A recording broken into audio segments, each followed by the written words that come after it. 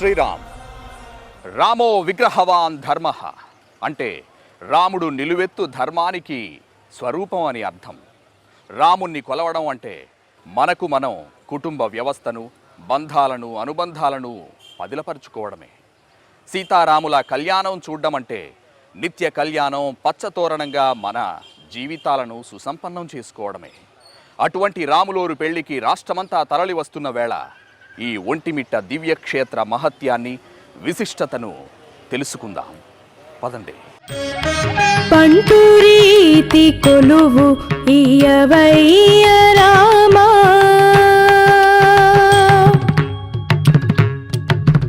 శ్రీరామ రామ రామేతే రమే రామే మనోరమే సహస్రనామ తత్తుల్యం రామనామం వరాననే అంటూ అనేక మంది భక్తులు ఈ ఒంటిమిట్ట కోదండరాముణ్ణి దర్శించుకుంటూ ఉంటారు.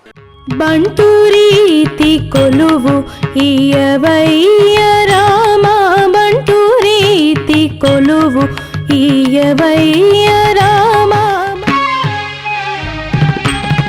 రోమాంచమానే కనకంచుకము, రోమాంచమానే కనకంచుకము, రామ భక్తుడనే ముద్ర పిల్లయో.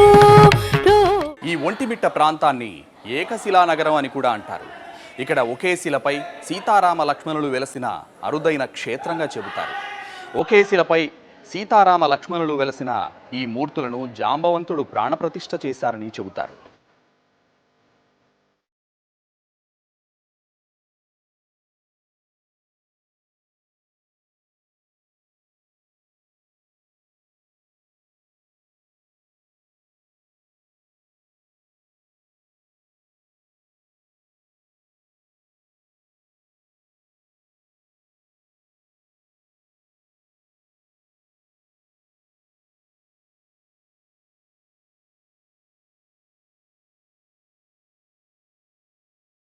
సుమారు 450 ఏళ్ల చరిత్ర, ఎన్నో పురాణగాథల కలబోత. సాక్షాత్తు ఆ శ్రీరామచంద్రుడు నడయాడిన నేల, రామబంటులేని ఏకైక రామాలయం, జాంబవంతుడు ప్రతిష్ఠించిన ఏకశిలా నిలయం, పున్నమినాటి రాత్రి పెళ్లాడే పురుషోత్త పౌరాణిక ప్రాశస్త్యం, దక్షిణాది అయోధ్య, ఆంధ్ర భద్రాచలం, ఎన్నో పేర్లు, మరెన్నో విశేషాల సమాహారం ఒంటిమిట్ట కోదండ రామాలయం. విజయనగర రాజుల్లో ఒకరైన కంపరాయులు ఉదయగిరిని పాలించారు. ఈ రాజు రాముడు సంచరించిన ఈ ప్రాంతాన్ని సందర్శించాడు. ఒంటడు మిట్టడు అనే ఇద్దరు బోయనాయకుల సహకారంతో ఇక్కడ గుడి చెరువు నిర్మించారని చెబుతోంది ఆలయ చరిత్ర.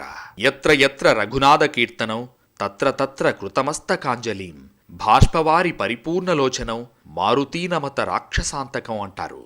ఎక్కడైతే రామనామ సంకీర్తనం జరుగుతుందో అక్కడ మారుతిగా పిలిచే హనుమంతుడు ఆనంద భాష్పాలతో నిండిన కళ్లతో చేతులు జోడించి నాట్యం చేయునని ప్రతీతి.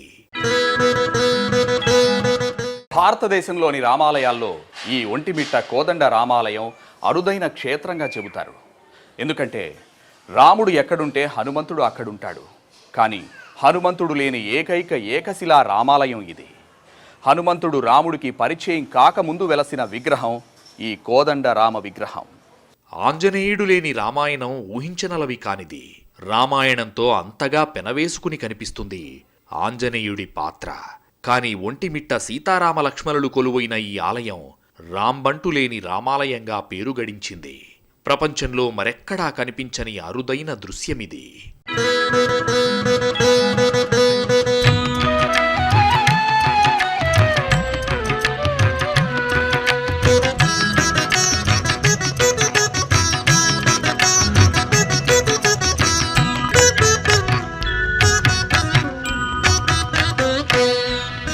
రామాయణంలో చెప్పినట్టుగా మహర్షుల యాగానికి రాక్షసులు భంగం కలిగిస్తుండడంతో మహర్షుల కోరిక మేరకు యాగ రక్షణకై రామలక్ష్మణులు ఇద్దరూ ఈ ప్రాంతానికి చేరుకున్నారని స్థల పురాణం చెబుతోంది. శ్రీరామ లక్ష్మణులు బాల్యంలో ఉన్నప్పుడు యాగ రక్షణ కోసం విశ్వామిత్రుడు తన వెంట తీసుకువెళ్లాడని చెబుతుంది రామాయణం.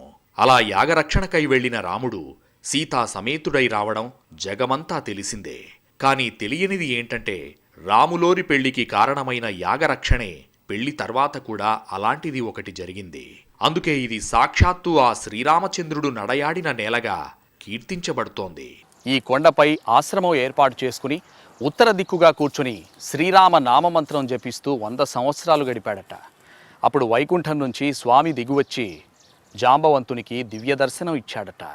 ఆ తర్వాత మహర్షులు ఇక్కడి ఏకశిలపై సీతారామ లక్ష్మణుల విగ్రహాన్ని చెక్కించారని, బ్రహ్మజ్ఞాని జాంబవంతుడు ఈ విగ్రహాలకు ప్రాణప్రతిష్ఠ చేశారని చెబుతోంది ఇక్కడి స్థల పురాణం. సీతా లక్ష్మణ సమేతంగా కోదండరామస్వామి ఇక్కడ వెలిశాక ఈ ప్రాంతాన్ని వైకుంఠంగా భావించి హనుమంతుడు ఎదురుగా సంజీవరాయుడుగా కొలువై ఉన్నాడు. దర్శించుకుందాం. అసలు సంగతేంటంటే ఇక్కడికి సీతారాములు వచ్చేనాటికి వారి వెంట హనుమంతుడు లేడు. అందుకే ఇది రామబంటు లేని రామాయణంగా పేరు సాధించింది. సీతాన్వేషణలో అత్యంత కీలక పాత్ర హనుమంతుడిదే. ఈ ఆలయంలోని విగ్రహాలను బట్టి చూస్తే రాముల వారు హనుమంతుడు రామాయణ ప్రవేశం కన్నా ముందే ఇక్కడికి వచ్చారని తెలుస్తోంది. అందుకేనేమో ఇక్కడ సంజీవరాయ దేవాలయం పేరిట ఒక ఆంజనేయస్వామి విగ్రహం ప్రతిష్ఠించారు. నాటి నుంచి ఈ కోదండ రామాలయానికి ఒక సంపూర్ణత వచ్చినట్టుగా చెబుతారు.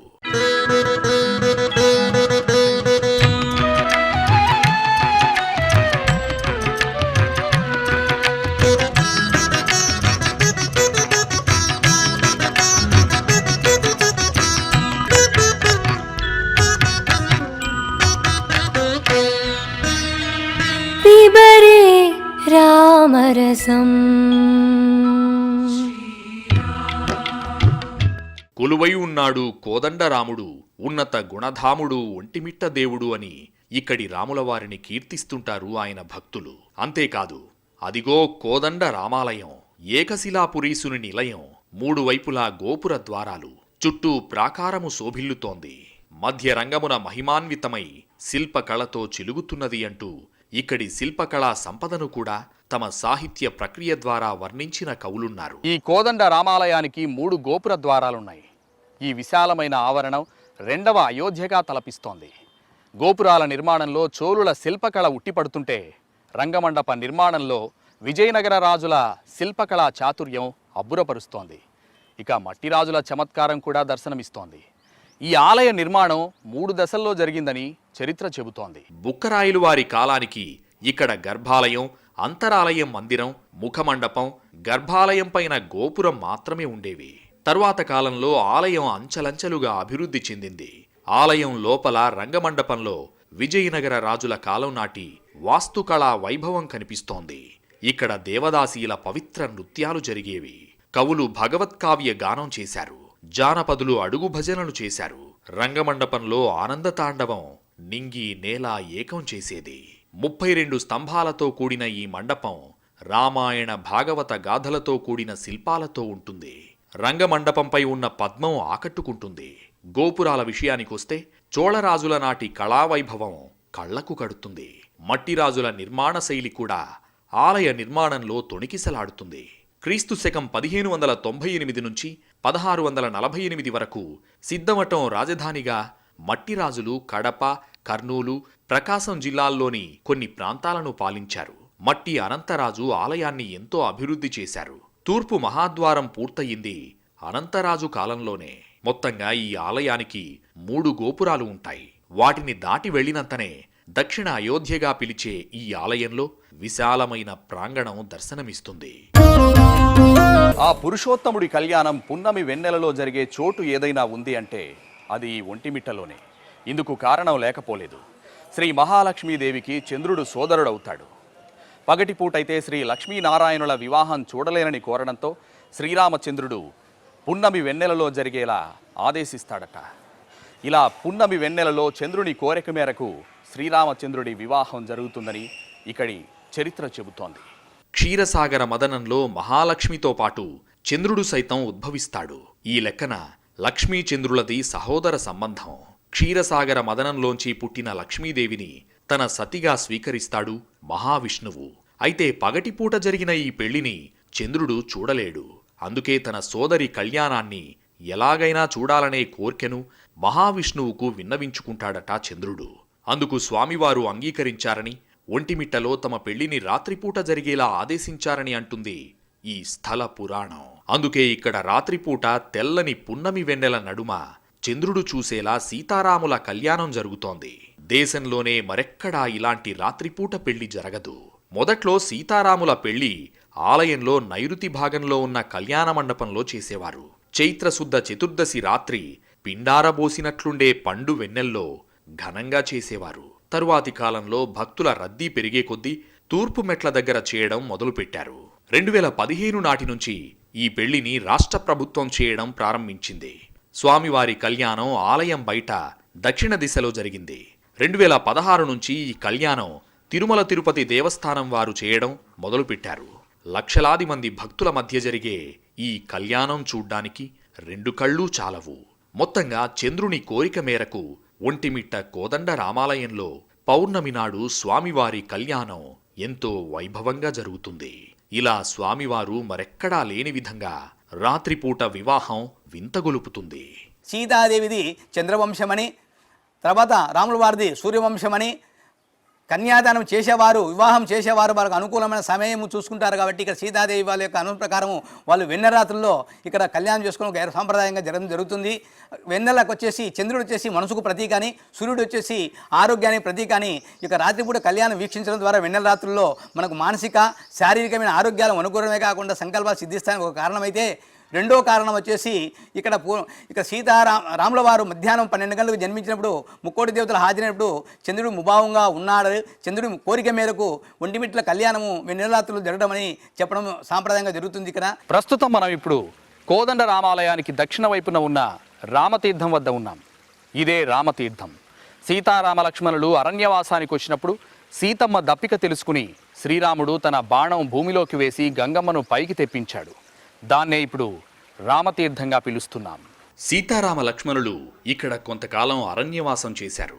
ఎండాకాలంలో సీతమ్మ వారికి బాగా దాహం వేసిందట. ఈ ప్రాంతంలో నీటి జాడే లేదని గుర్తించిన సీతమ్మ పశుపక్ష్యాదులు నీరందకుంటే ఎలా జీవిస్తాయని అడిగిందట రాముల వారిని. దీంతో రామయ్య బాణమేసి భూమిలోకి వదిలాడట. అంతలో పాతాళ గంగమ్మ ఉబికి వచ్చిందట. రామబాణం వేయడంతో ఇక్కడో నీటి బుగ్గ ఏర్పడిందట. ఈ నీటితో ఒంటెడు మిట్టెడు అనే బోయదొరలు ఉదయగిరి రాజు కంపరాయలకు ఆతిథ్యం ఇచ్చారట. ఈ ప్రాంత విశేషాలను తెలుసుకున్న కంపరాయలు చెరువు, గుడి నిర్మించారట.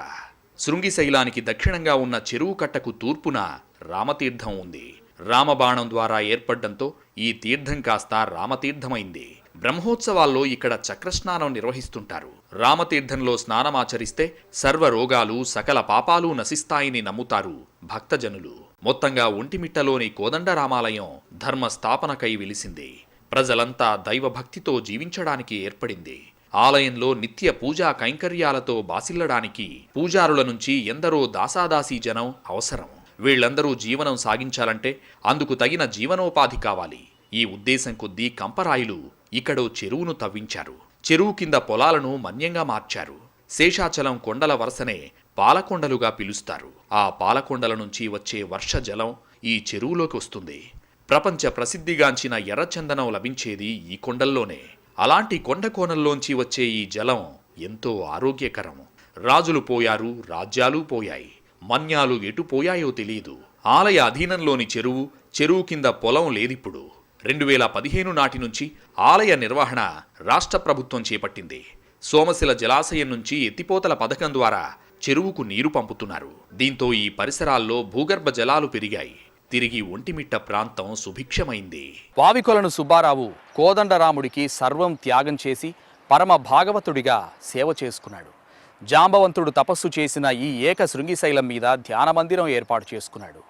రామాయణాన్ని సంస్కృతం నుంచి తెలుగులోకి అనువదించిన కారణంగా ఈయన్ని ఆంధ్ర వాల్మీకిగా పిలుస్తారు. కోదండ రామాలయ పునరుద్ధరణకు అనేక ప్రాంతాలు భిక్షాటన చేసి ఆయన ఎంతో కృషి చేశారు.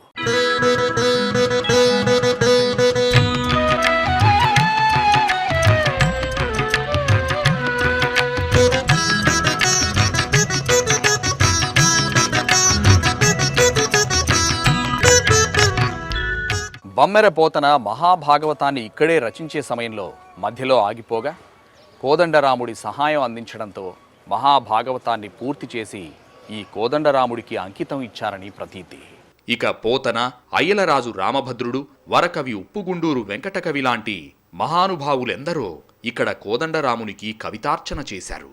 అన్నమాచార్యుల వారు కూడా స్వామివారిని తన సంకీర్తనామృతంతో అభిషేకించారని ప్రతీతి. ప్రౌఢదేవరాయల ఆస్థాన కవి అయ్యలరాజు తిప్పరాజు ఈ ప్రాంతవాసే.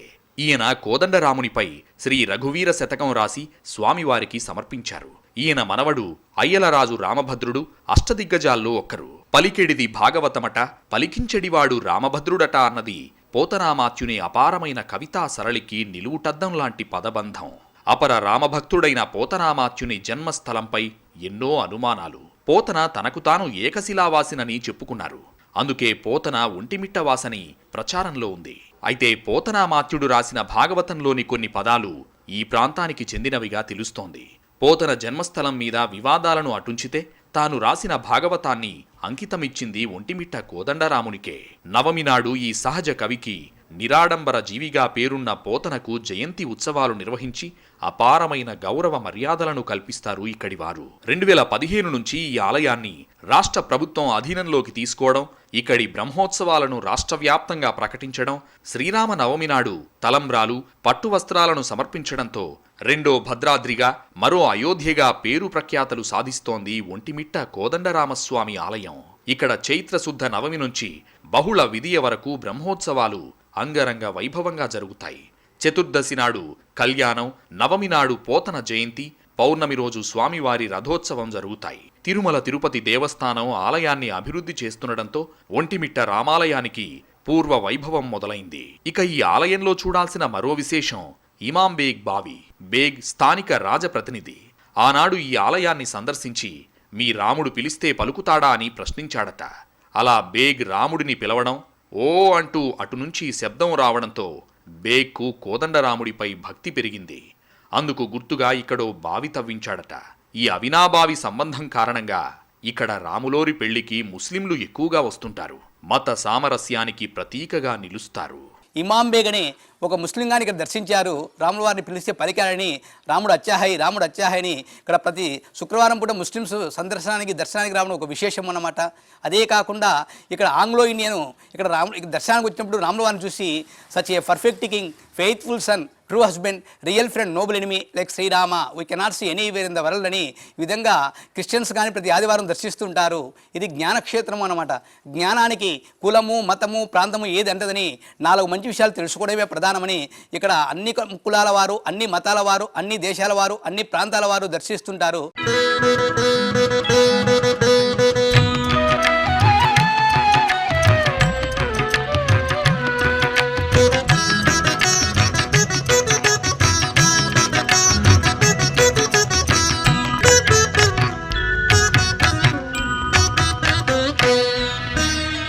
ఇది ఏకశిలా నగరం అని పిలువబడే ఒంటిమిట్టలో ఒకే శిలపై వెలసిన సీతా లక్ష్మణ సమేత కోదండరామస్వామి ఆలయ విశిష్టత.